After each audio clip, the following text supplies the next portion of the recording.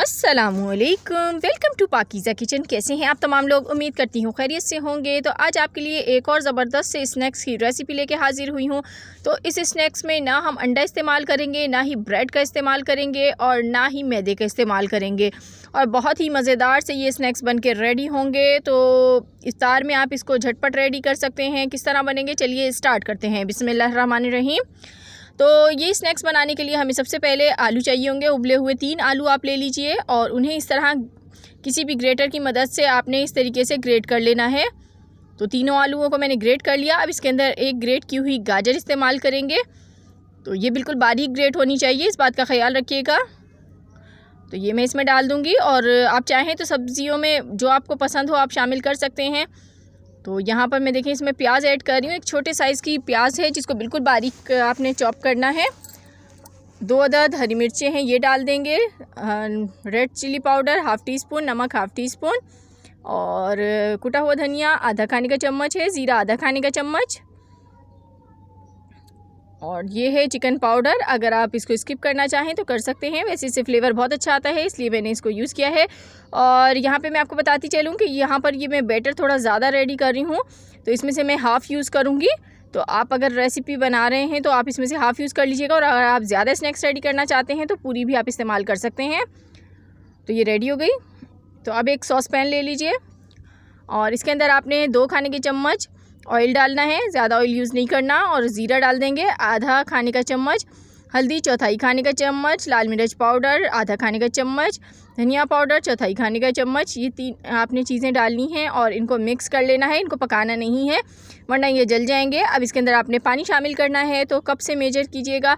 1 cup में इसमें पानी शामिल कर रही हूँ, और इसको पानी को शामिल करके इसको मैंने मिक्स किया।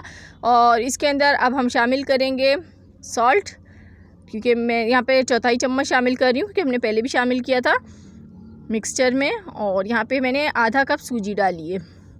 तो 1 कप पानी में आधा कप आपने सूजी डालनी है। फ्लेम को बिल्कुल लो रखना है। अगर आप फ्लेम को हाई करेंगे तो ये बहुत जल्दी एब्जॉर्व कर लेगी पानी को, और ये सही से कुक नहीं होगी।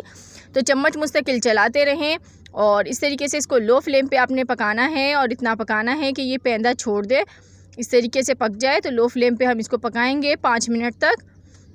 तो देखें ये सिमटना शुरू हो गई है। तो इसके अंदर अब मैं ये आलू का मिक्सचर शामिल कर रही हूँ। तो ये देखिए मैंने हाफ़ डाल दिया, इसके अंदर पूरा शामिल नहीं किया है।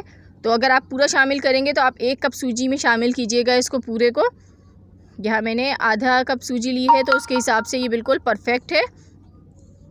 इसको मिक्स कर लीजिए अच्छी तरीके से, और इसके साथ हम इसको थोड़ा सा पकाएंगे, मिक्स करेंगे अच्छी तरीके से कि यकजान हो जाए। हरा धनिया डाल देंगे ऊपर से, चंद पत्तियाँ इस तरह से कट करके डालनी है, इससे बड़ी अच्छी सी खुशबू आती है। और इसको अच्छी तरह से आपने मिक्स करना है।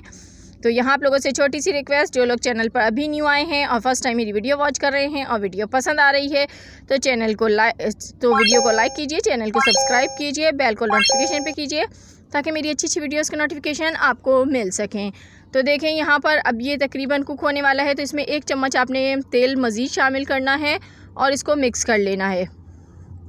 तो इसको मैं मिक्स कर लेती हूँ। तो टोटल मैंने इसमें 3 खाने की चम्मच ऑयल इस्तेमाल किया है। तो देखें ऑयल डालने के बाद ये अच्छी तरह से सिमटना शुरू हो गया है। तो बस इसी स्टेज पर आपने इसको उतार लेना है। तो अब मैं फ्लेम को ऑफ़ कर देती हूँ और इसको उतार लेती हूँ। तो यहाँ मैं इसको एक बॉल में डाल दूँगी, और इसको हम ठंडा होने देंगे थोड़ा, क्योंकि ये इस टाइम काफ़ी गर्म है। तो यहाँ पर देखें ये थोड़ा ठंडा हो चुका है। तो अब आपने इसको हाथ की मदद से इस तरह से मसल लेना है, ताकि जो सूजी है वो मुलायम हो जाए। और सूजी इसके अंदर बारीक वाली यूज़ कीजिएगा, तो आपकी जो रेसिपी है परफेक्ट बनेगी। तो अगर आपको यहाँ पे अपना ये मिक्सचर ढीला लगे तो इसमें 1 चम्मच कॉर्नफ्लोर भी आप शामिल कर सकते हैं, लेकिन मैंने शामिल नहीं किया है। तो इस तरीके से आपने हैंड पर मिक्सचर को लेना है और एक बॉल बनानी है। और अगर ये आपके हाथ पे चिपके तो आप हाथ पर ऑयल लगा लीजिएगा थोड़ा सा, और इसको इस तरीके से बॉल को हम फ्लैट कर देंगे, और इसके किनारों को इस तरह से राउंड करेंगे ताकि कोई किनारा इसका फटे नहीं और इसमें कोई क्रैक ना आए। तो अब आपने फिंगर की मदद से इस तरीके से इसमें होल बनाना है। तो आप किसी भी चीज़ की मदद से होल बना सकते हैं, मैंने फिंगर की मदद से बना लिया है। तो ये देखें हमारा परफेक्ट डोनट बिल्कुल बनके रेडी हो गया है। तो इसी तरीके से आपने सारे डोनट्स को रेडी कर लेना है। तो यहाँ पर देखें कितने सारे डोनट्स हमारे रेडी हो गए। ऑयल को गर्म कर लीजिए। ठंडे ऑयल में आपने नहीं डालना है, ऑयल आपका गर्म ही होना चाहिए। तो उसके अंदर हम डोनट्स को डाल देंगे इस तरीके से। तो बहुत ही झटपट बन के रेसिपी रेडी होती है, बच्चों को बहुत ज़्यादा पसंद आती है। आप इसको लंच बॉक्स में भी दे सकते हैं, इफ्तार में भी दे सकते हैं और शाम में टी टाइम के तौर पर भी इसे यूज़ कर सकते हैं। तो ये देखें हमारे कितने परफेक्ट और मज़ेदार से डोनट्स बन के रेडी हो रहे हैं। तो इसको आपने दोनों साइड से पकाना है, जब तक इस पर गोल्डन कलर नहीं आ जाता तब तक आप इसे कुक कीजिए। तो देखें माशाल्लाह ज़बरदस्त डोनट्स रेडी हो रहे हैं। तो ये देखें कुक हो चुके हैं, कलर भी बहुत प्यारा आ गया है। तो इसको हम निकाल लेते हैं किसी प्लेट में। तो ऑयल आपने इस तरीके से थोड़ा सा किसी छलनी की मदद से निकाल लीजिएगा, ऑयल इसके ऊपर ना आए। तो यहाँ पर देखें हमारे सारे डोनट्स बन के रेडी हो गए हैं और मैंने इनको सर्व किया है टोमेटो केचप के साथ। लजीज मज़ेदार इंतहाई हमारी आज की डिश रेडी है, ज़रूर ट्राई कीजिएगा। खुदा हाफिज़।